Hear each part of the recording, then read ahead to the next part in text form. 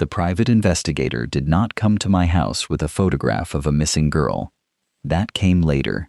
The first thing that made me understand he had not mistaken me for someone else was a Polaroid taken in Westport on the 23rd of June, 1994.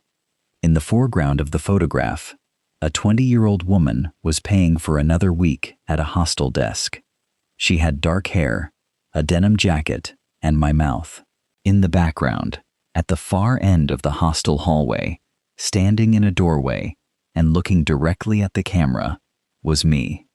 Not me at 20, me now, 51 years old, gray at the temples, wearing the charcoal cardigan that was hanging on the chair behind me at that very moment, holding the chipped brown mug I had just been drinking tea from. The date was written in black ballpoint along the bottom white margin, 23/6/94, Westport, 11:42 p.m. I was 20 years old in June of 1994, living in Galway, working part-time, sharing a room with a girl from Clifton, and trying to decide whether court stenography was a practical career or simply a way of spending my life recording other people's disasters in clean margins. I had never been to that hostel. I had never been in Westport that summer. The cardigan in the photograph had not been made yet. The mug in my hand had not been bought yet. And the woman in the doorway was still, unmistakably, me. That was not the first impossible thing said in my kitchen that afternoon. It was only the first one I could see. The rain on the back garden was heavy enough that I heard the man's car before I heard the doorbell. There was the gravel sound of tires slowing on the lane, then a careful pause before the engine cut. I remember counting 4 seconds. It was a polite 4 seconds, the pause of a person who was not certain of the house number and was checking before committing himself. I was at the kitchen table, with the courthouse transcripts from the Tuesday sitting open in front of me. My mug of tea had gone cold without my noticing. The kitchen smelled faintly of toast and of the wet wool coat hanging by the back door. The radio in the corner was on at a low volume, because I do not like the kitchen silent in the afternoon when the light is already going. It was 3:20. Outside, the light had the dull pewter color Galway gets in heavy rain. I had been working since 7 that morning. I had 2 more days of transcript to clean and submit by the Saturday post. The man at the door was not on my calendar. He rang once and waited.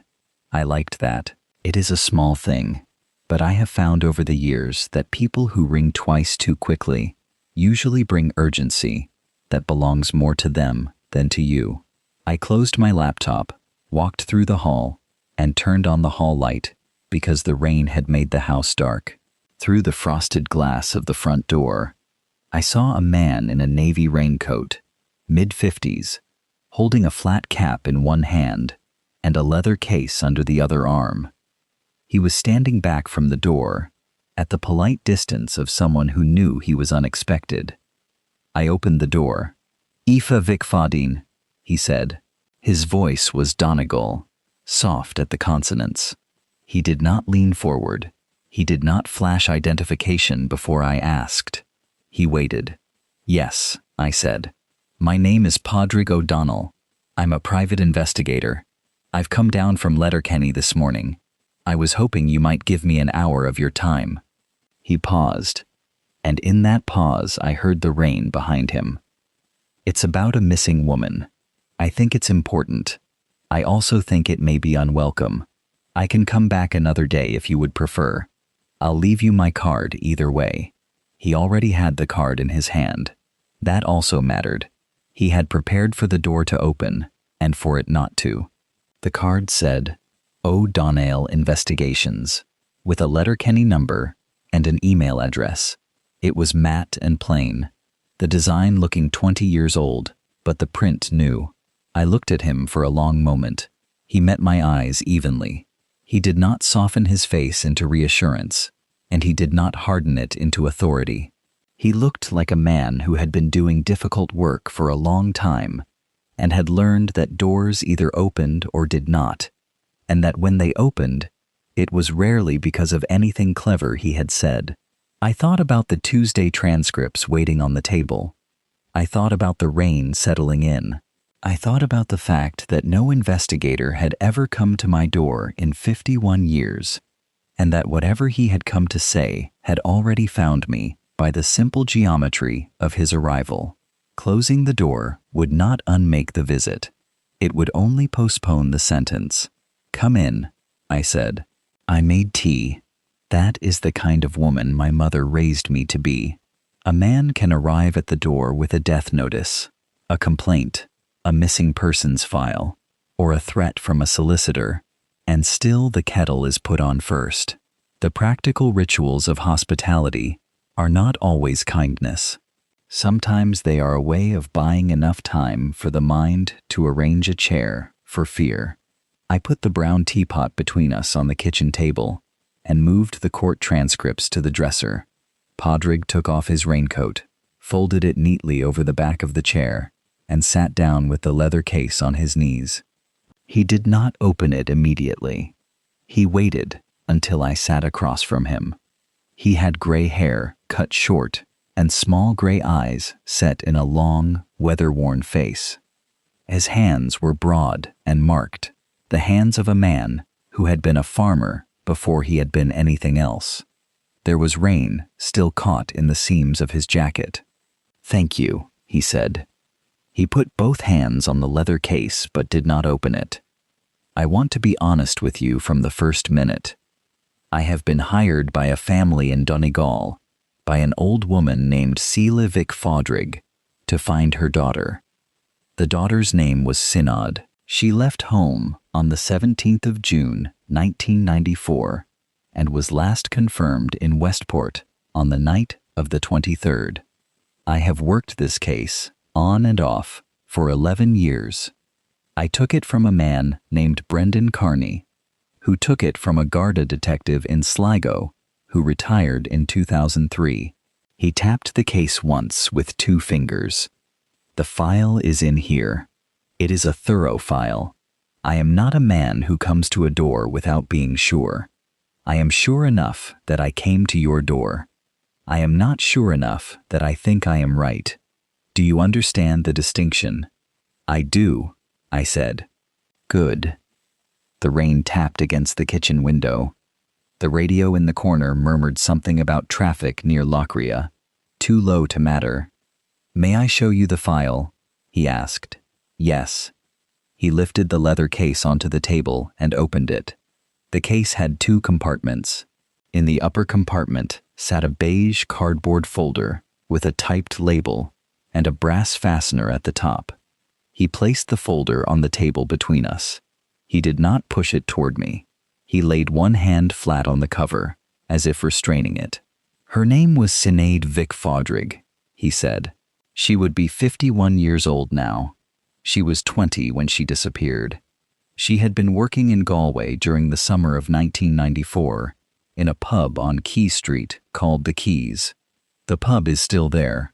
I checked. On the 17th of June, she went up to Westport with 2 friends for a long weekend. The friends returned home on the 20th. Sinead stayed on. She told them she would come home the following weekend.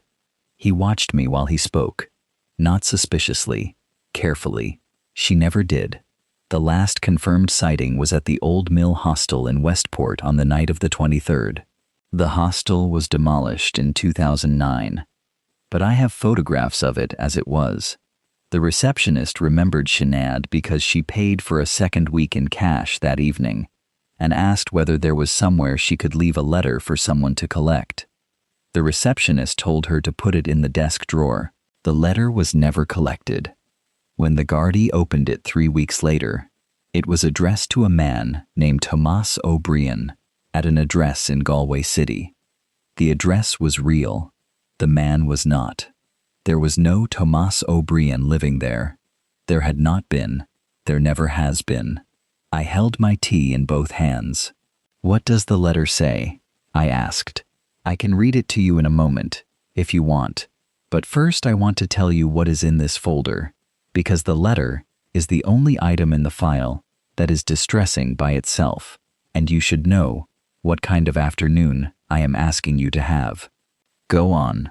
In this folder, I have the original missing persons report filed by Celia Vic Fodrig on the 29th of June, 1994, 6 days after the last sighting. I have the Garda case file, G94-1147. It includes statements from the two friends, the hostel receptionist, the publican on Quay Street, two men who saw a young woman matching Sinead's description at the bus station in Westport on the morning of the 24th, and a sister of Mercy who served her breakfast at a soup kitchen in Castlebar on the 25th. He opened the folder just enough to look at the first page, then closed it again. I have a photograph of Sinead taken on her 20th birthday, 2 months before she vanished. I will not show that to you yet. I also have a partial DNA match, obtained with consent from a fourth cousin once removed on her father's side through a public genealogy database. That match gives a probability range placing one Aoife Vic Fodine, born in 1974, in Letterfrack, County Galway, within the family. I did not move. My tea had gone untouched. I have a copy of your birth certificate, he continued. I have your school records up to leaving cert. I have your court stenographer accreditation. I have 10 years of your tax filings. I have the names of 2 men who say they were at school with you in Letterfrack in the late 70s, and a woman who says she taught you piano for 1 term in 1983. I have spoken with all 3. They have all been kind. They have all been clear that the Aoife they remember is a real Aoife who grew up in a real place. He lifted his hand from the folder. I am not here to tell you that you are not who you are. I looked at the folder, then at him. I am here, he said, because I have done the work, and the work has brought me to this kitchen, and I cannot finish it without sitting in this room with you. May I show you the photograph? I should have said no. There are moments in life where refusal is still available, but only technically. A person can decline the photograph. A person can ask the man to leave. A person can place both hands flat on the kitchen table and say, no more. The future may then proceed with more dignity, perhaps, but not with more truth. Yes, I said. Podrig took an envelope from the upper compartment of the case. He opened it carefully and drew out a square color photograph with a white border, slightly faded, the size and quality of an old Polaroid print, but not a Polaroid itself. He laid it on the table and turned it so it faced me. The young woman in the photograph was 20 years old. She stood in front of a kitchen window that was not my kitchen window, holding a glass with both hands.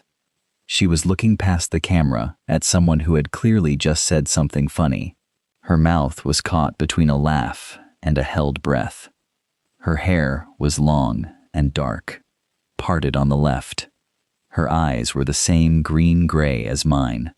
The mouth was my mouth. The slight asymmetry of the upper lip, the way the left side lifted a fraction earlier than the right when a smile was beginning, was mine. The small mole near the right jaw was mine. The eyebrows were mine, as they had been in my early 20s, before a hairdresser in 1996 told me they were too heavy, and I believed her for almost 10 years. The hands were mine, the wrists, the thumb, the way the fingers held the glass. I became aware, as I looked at the photograph, that I was holding my mug in exactly the same way. My right thumb was curved around the handle at the same angle. The mug rocked once in my grip. I put it down. This is Sinead, Podrig said quietly, taken at her sister's flat in Salthill in April of 1994. I have shown this photograph to 112 people over 11 years. Most said it was no one they knew. 8 said she looked a little like someone they remembered. 2 said she might be a woman they once worked with, though neither could say where. 1. The publican at the Keys, who is now 80 and lives in Renmore, said that was the girl who poured his pints for 6 weeks in the summer of 1994. and then never came back. He paused. I have not, in 11 years, until last month, met anyone whose existence made the photograph feel as though it had been waiting. I looked at the photograph for a long time. I did not pick it up. I did not turn it over. I simply looked until the face stopped being a shock and became something worse. Familiar in small, private ways no stranger could know. The angle of the hand, the pause before laughter, the way her shoulders were slightly forward, as if she was used to making herself smaller in rooms full of louder people. I knew that posture. My mother was Mère Vic Faudine, I said. She died in 2011. My father was Colm. He died in 1998. They were married in 1972 in Letterfrack. They had one child, me, in 1974. I have my birth certificate. I have photographs of my christening, my first communion, my confirmation, my leaving cert. I have my mother's wedding album. I am in every Christmas photograph in that house until I left for Galway in 1992.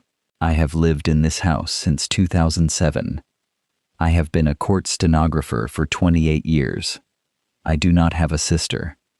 I have never been to Westport in the summer of 1994, or in any summer.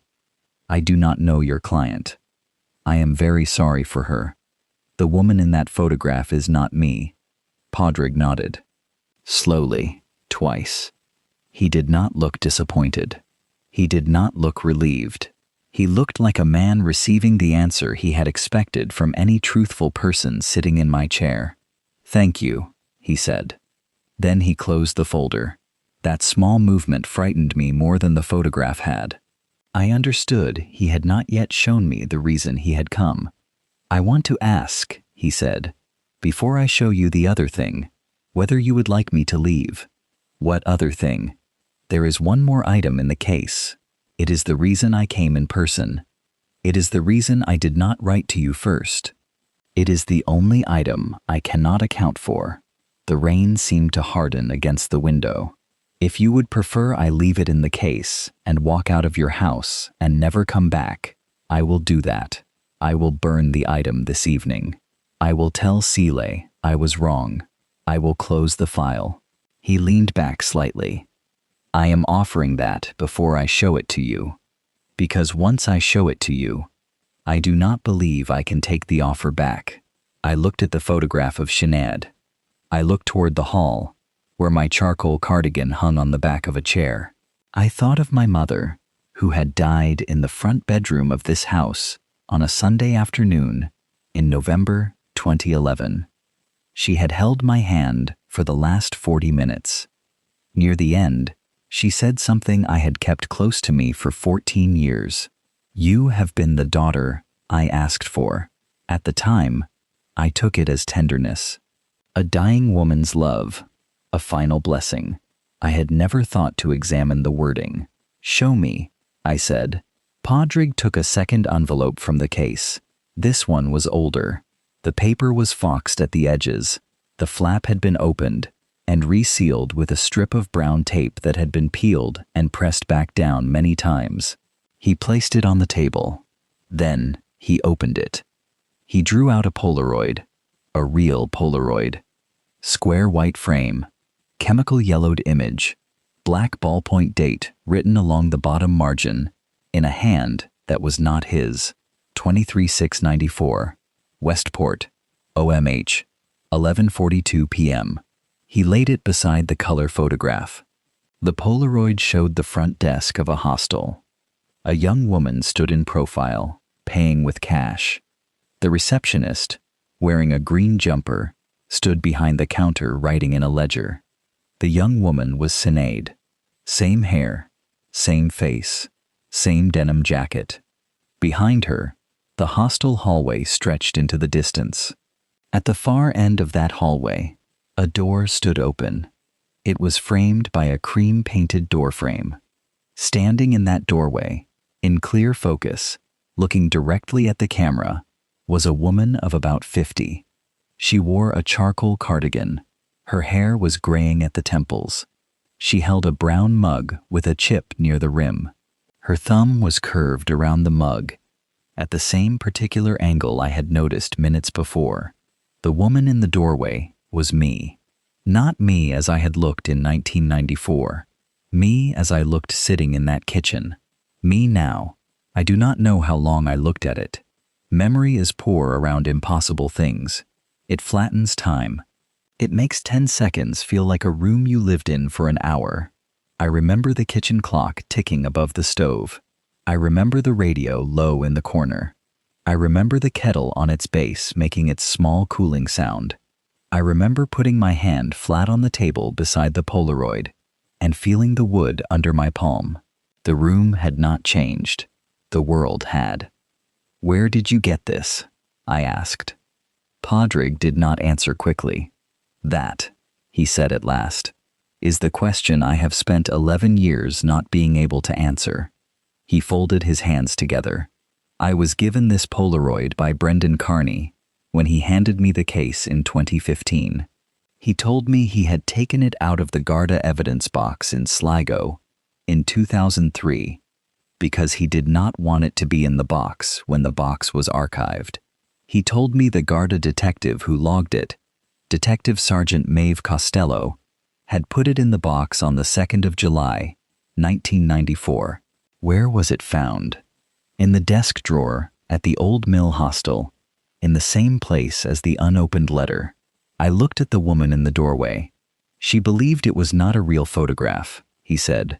Detective Sergeant Costello. She believed the woman in the doorway could not have been there. She also believed the chemistry of the film was inconsistent with the date written on the margin. She told Brendan to take it and lose it. But he didn't. No. He kept it for 12 years in a filing cabinet in Sligo. He gave it to me the day he retired. He told me the woman in the doorway looked, to him, like a woman of his own age. He had spent 12 years deciding whether to show it to Celia, and had not done so. He told me to use my judgment. Have you shown it to her? No. Anyone? One person. Last month, after the genealogy match came in, the cousin once removed in Donegal. He did not recognize the woman in the doorway. And then you came here.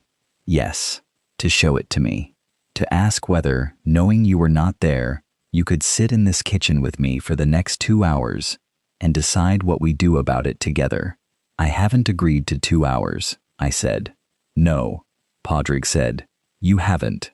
I'm asking. I stood and walked to the window. Outside, rain blurred the gravel lane, my car under the cherry tree, and the slate roofline of the McGinnis's house next door. The cherry tree had been there for 60 years. The McGinnis roofline had been there for 40. The world outside the window appeared offensively normal. I turned back. Padraig remained seated. He had not touched the Polaroid since laying it down.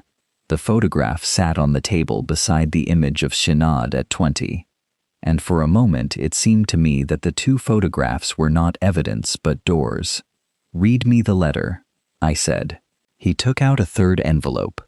The letter was a single sheet of unlined paper, folded in thirds, written in blue biro, in a young, round hand. He read it aloud. Dear Tomas, I have been trying to find you for 2 weeks, and I have been thinking about whether to write this letter, and now I am writing it. I do not know if you exist. I have been told you exist by a woman in Galway, and by a man in Westport, and by no one else, and I am beginning to think the two of them are the same person who has visited me in different clothes. I came here because the woman in Galway said you would meet me here. I have been here for 6 days. The woman has not come. You have not come. I have very little money left. I do not want to go home yet, because I do not want to be the girl who came home in tears, and I do not want to ask my mother to send the bus fare, because she would. I am writing this letter to leave at the desk because the woman in Galway said that if you came after I had given up, I should leave you a letter. I am not sure I am giving up. I am sure I am tired. If you do exist and you are reading this, I would like you to know that I came here. I would like you to know that I waited. I would like you to know that I am 20 years old, and I am, in this hostel, not a foolish person. The woman behind the desk has been kind. She has a green jumper. There is a woman in the hallway right now, an older woman, who has been here all evening, and who I think has been watching me from the doorway of the back kitchen. I would say she was my mother, except my mother is at home. And this woman is the wrong age to be a mother, and the right age to be something I cannot name. She is wearing a cardigan I think I have always liked. I am going to give this letter to the receptionist now, and go up to my room and sleep for as many hours as the room will let me sleep. Tomorrow I will get the bus to Castlebar, and a meal at the church there, and I will think about home. With love, in a manner of speaking, Sinead. Padraig folded the letter and returned it to the envelope. I sat down. I placed both hands flat on the table, one on either side of the Polaroid, the color photograph, and the letter. I looked at the Polaroid. I looked at the doorway. I looked at myself standing there in 1994, watching a 20-year-old girl leave a letter for a man who did not exist. I was very calm. I noticed that I was calm. I noticed also that the calm did not feel like denial or courage. It felt more like accuracy, a level recognition that something had happened. Once, 31 years ago, in a hostel hallway in Westport, something that had not happened to me, but had happened to someone whose face was my face, and whose thumb was my thumb, and whose cardigan was, at that moment, hanging on the chair in my hall. How far away is she? I asked. Sela, yes. She is in a B&B in Oranmore. My driver, Liam, brought her down this morning. She is 83. She has been in a wheelchair since a stroke in 2019. I did not want to bring her to your door unless you said I could. She is waiting for a phone call from me. If I call, Liam will bring her here in 20 minutes. If I don't, he will drive her back to Letterkenny tonight. What does she think this afternoon is? She thinks I have a lead. She has had leads before. She has been told this one is plausible enough to come down for. She has not been told about the photograph. The Polaroid? She has not been told about either photograph in detail, and she has not been shown the Polaroid. She has been told that the woman is real and well, and has agreed to meet her if the meeting is wanted by both parties. Why did you not tell her about the Polaroid?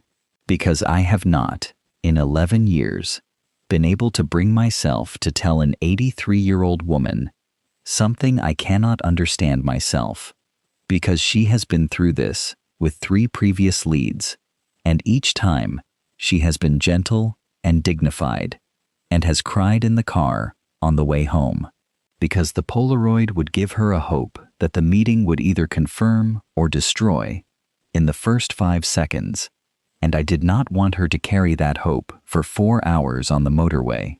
He glanced at the photograph, and because, in truth, I am not telling her about the Polaroid now, I do not intend to. The Polaroid is between you and me. It will remain between you and me. If you tell me to burn it tonight, I will. I believed him. That was inconvenient. It would have been easier if he were a manipulator, a cruel man, a foolish man, or a man drunk on mystery. But Padraig was none of those. He was tired and decent and trapped by the work he had done. I thought about Sela in a B and B in Oranmore, 83 years old, sitting in a strange room while rain came down outside. I thought about her hands. I had not seen them, but I imagined them easily. Old hands folded on a handbag. Old hands that had held a daughter once, and then held nothing certain for 31 years. I thought about my own mother. You have been the daughter I asked for. I thought about how a sentence can sit in a life for 14 years as a blessing, and then, in one afternoon, turn its face slightly toward the dark. Padraig, I said, yes, I want to ask you something, and I want you to answer honestly. All right. If I had not opened the door today, if I had said to come back another day, and you had come back, and I had said all the same things I have said this afternoon, would you have shown me the Polaroid? He considered the question for a long time. No, he said finally. I don't think I would have. Why not? Because the Polaroid is not evidence in a courtroom sense. It is something that exists. If I had shown it to a person who was lying to me, I would have given a lying person the use of something I do not understand. I judged, in your hall, that you were not a lying person. You decided that quickly? I have been wrong before. Not this time. No, he said quietly. Not this time. I picked up the Polaroid. I held it close. The woman in the doorway looked back at me. There was an expression on her face I recognized only after several seconds. It was the expression of someone watching another person make a small decision that the watcher knows will cost them many years. It was the look of an adult woman seeing a young woman on the edge of being lost and knowing she cannot step forward without breaking whatever thin rule has allowed her to stand there at all. It was not a warning face. It was not a rescue face. It was a witness face. That frightened me more than if she had looked evil. I put the Polaroid down. I am not Sinead, I said. No, Podrick said. I have a mother. I had a mother. I had a father. I had a christening. I had a confirmation. I have a passport. I have tax returns. I have a life. I have lived this life. I am 51 years old. I am Aoife Vic Fawdeen of Letterfrack and Galway. I am a court stenographer. I have transcripts due by Saturday. None of that is an act. I believe you. I think, I said slowly, that what happened in that hallway in 1994 was that a young woman from Donegal, who had been lied to by someone or something, saw, for a moment, an older version of a life she was not going to be allowed to live.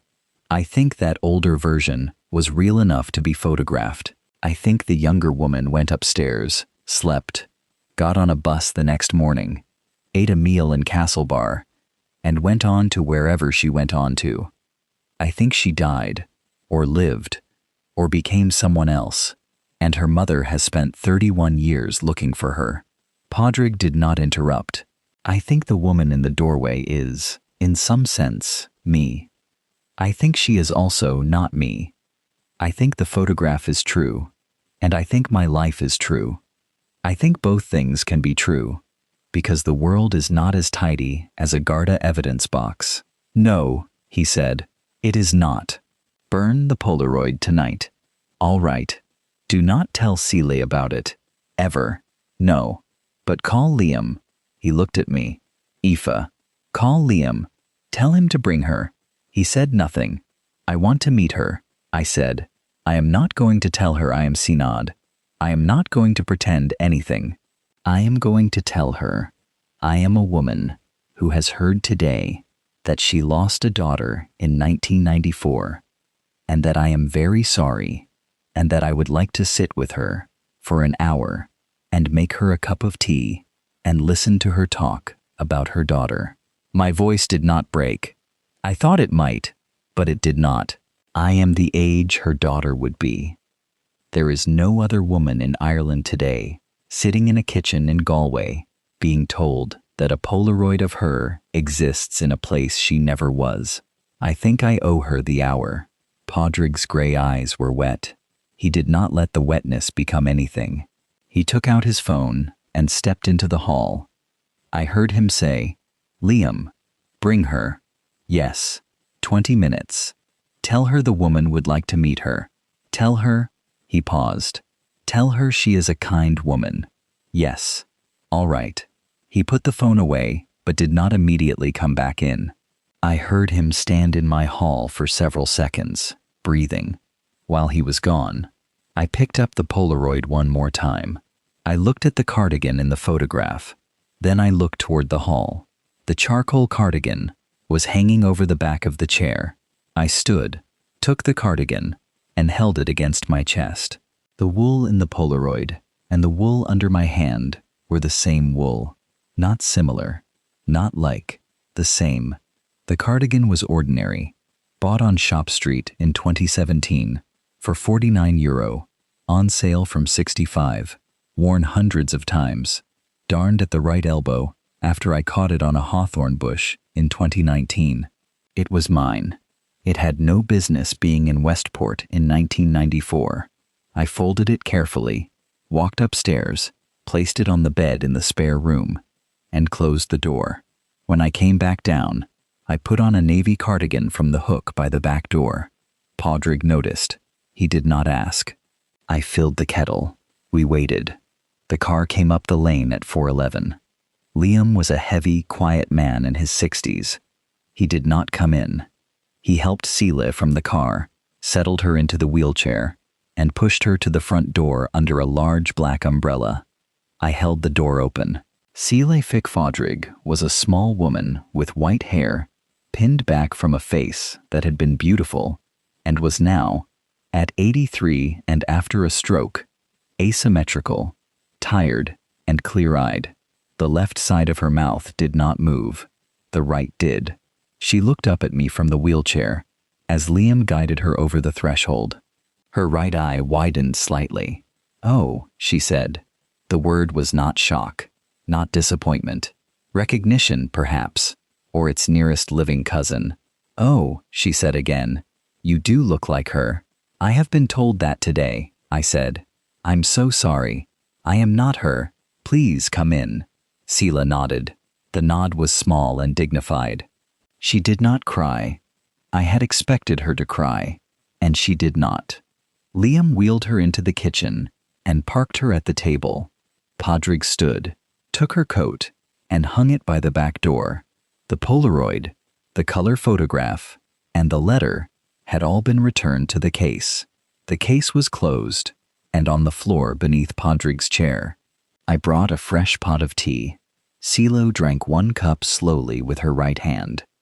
She talked about Sinead. Not the disappearance first. The girl. That was important. She said Sinead had been a great reader as a child and had loved horses. She said Sinead played the tin whistle badly, but with conviction. She said that for 3 years Sinead wanted to be a vet, then a journalist, then nothing at all except gone from Donegal because of a boy who had not deserved her. She said that last part with such plain motherly judgment that, for the first time that afternoon, I almost smiled. She said Sinead went to Galway in May of 1994 to work in a pub for the summer. She wrote 1 cheerful letter home in early June. Then she went to Westport with 2 girls Seela liked and trusted. The girls came home without her. At first, that was not frightening. Young women extend holidays. Young women stay for music, for men, for pride, for no reason worth explaining to mothers. Then the days passed. Seela and her husband drove to Westport on the 28th of June. Her husband was alive then. They stayed in a B&B for 3 nights and walked the town. They asked at every shop, pub, hostel, bus office, and church door. People were kind. The receptionist at the old mill cried. Her husband cried in the car on the way home. Seela did not cry until August, when she opened a kitchen drawer and found one of Sinead's hair clips. This was the first time her voice failed. Only slightly. Then she continued. "I have been looking for her, in one way or another, for 31 years, she said. I have known, for at least 25 of those years, that she is most likely not alive. I have nevertheless looked. I am 83. I will not be looking much longer." She looked at me. "I came today because Padraig said the lead was a good one. I see now you are not her. I am not disappointed. I am," she searched for the word, "grateful," she said at last. "I am grateful that you are here. I am grateful that you opened the door. I am grateful that you let me come." Her one good eye rested on my face. "I would like," if you don't mind, to look at you for a few more minutes before I go. I would like to see what she might have looked like at your age. Then I will go home. I will not come back. I let her look. There are forms of mercy that feel, while you are doing them, like standing still under weather. Sile looked at me for several minutes. I did not perform anything. I did not pose my hands. I did not soften my face. I did not tilt my head toward the light. I simply sat very still and allowed myself to be looked at by a woman who had not, in 31 years, been able to look at her daughter. The kitchen clock ticked. The rain tapped the window. The radio murmured low. Sela said, "Thank you." I said, "Thank you." Liam wheeled her back to the car at 5:38. Padraig stayed 10 more minutes. He stood at the back door with his coat over his arm. "I will burn the Polaroid tonight," he said. "I know you will. I will close the case. I know. If you ever need me, my number is on the card." Padraig, "Yes? You are a very good man." He nodded once. He did not contradict me. He did not make the compliment smaller. He took the case and walked out to the car. I stood in the doorway and watched the headlights turn in the lane and disappear toward the main road. Then I closed the door. I went upstairs to the spare room. The charcoal cardigan was folded on the bed exactly where I had left it. I picked it up. It was a perfectly ordinary cardigan, gray-black wool, darn at the right elbow, 2 buttons slightly looser than the rest, a faint smell of my lavender soap and Old Rain. It was mine. I carried it downstairs and put it back on the chair where it lived. Then I sat at the kitchen table and poured the last cup from the teapot. The tea was lukewarm. I drank it anyway. I thought about the woman in the doorway of the Polaroid, who by then, somewhere between Galway and Letterkenny, was perhaps already beginning to blacken and curl in a metal bin under Padraig's careful eye. I thought about Sinead on a bus in 1994, eating a meal at a soup kitchen in Castlebar, going on to wherever she went. I thought about Sheila in the back of the hired car, carrying 1 hour of approximate-looking home to Donegal. And finally, clearly, I thought that whatever the Polaroid had been, whatever the woman in the doorway had been, whatever mechanism had placed my 51-year-old face in a hostile hallway 31 years earlier, the thing required of me that afternoon had not been to solve it. The thing required of me had been to sit with an old woman for an hour and let her look. I had done that. The afternoon was over.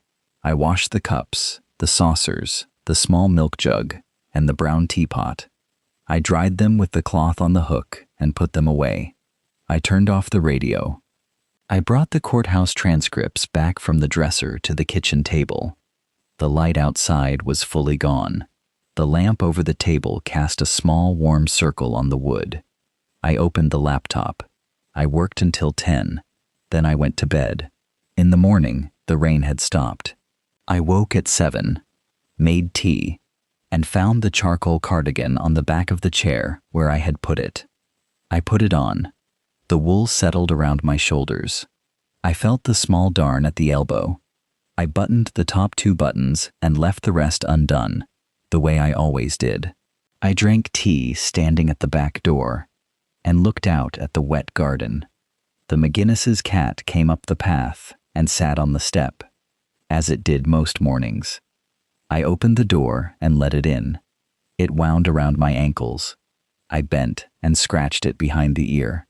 Then I went back to the table and worked. I did not think much about the Polaroid that week. That may sound impossible. It was not. Human beings are remarkably capable of returning to work beside the impossible.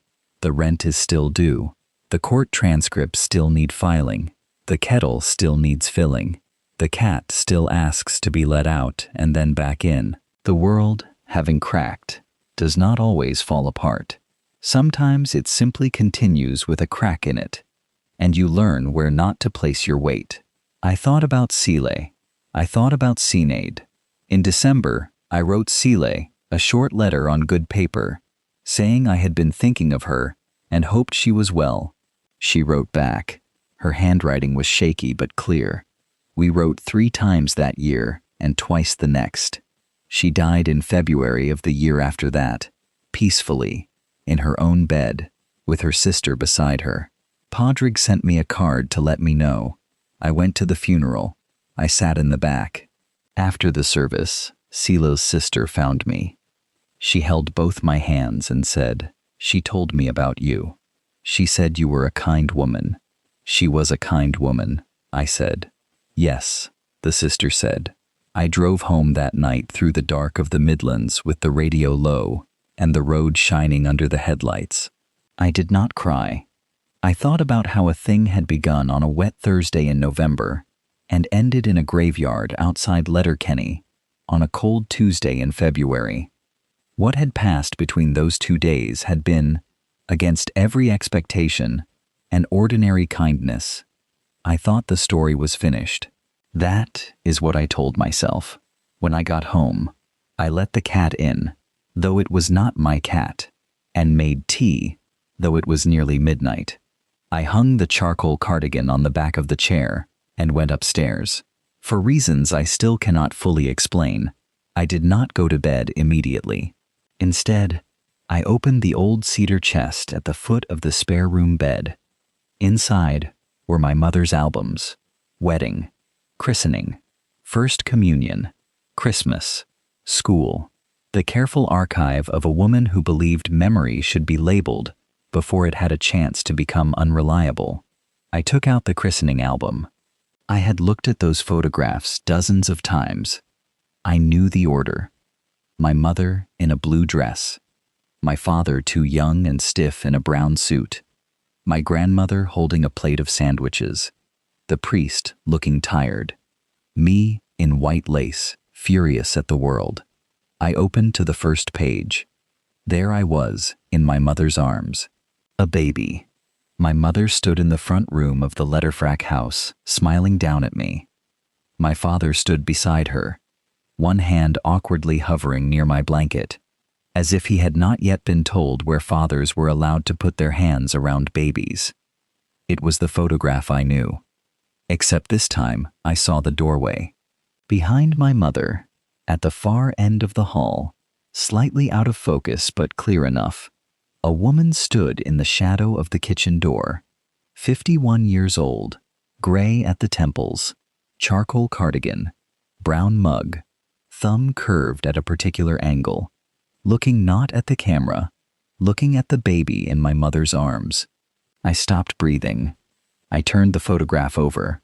On the back, in my mother's handwriting, was written, "Aoife's christening, 1974. Under it, in smaller letters, written so lightly I had never noticed it before, the daughter I asked for. I sat on the floor of the spare room until the heating clicked off. The house was silent. Downstairs, the cat scratched once at the back door. I did not move. I looked at the words until they stopped looking like words and became marks made by a hand that had held mine for 40 minutes before dying. I do not know who took the photograph. I do not know who the woman in the doorway was. I do not know whether she had come to witness me being found, or made, or chosen, or merely kept. I know only this. The Polaroid was burned. The case was closed. Sile went to her grave with 1 hour of peace. Sile remained missing. My mother remained my mother. My life remained my life.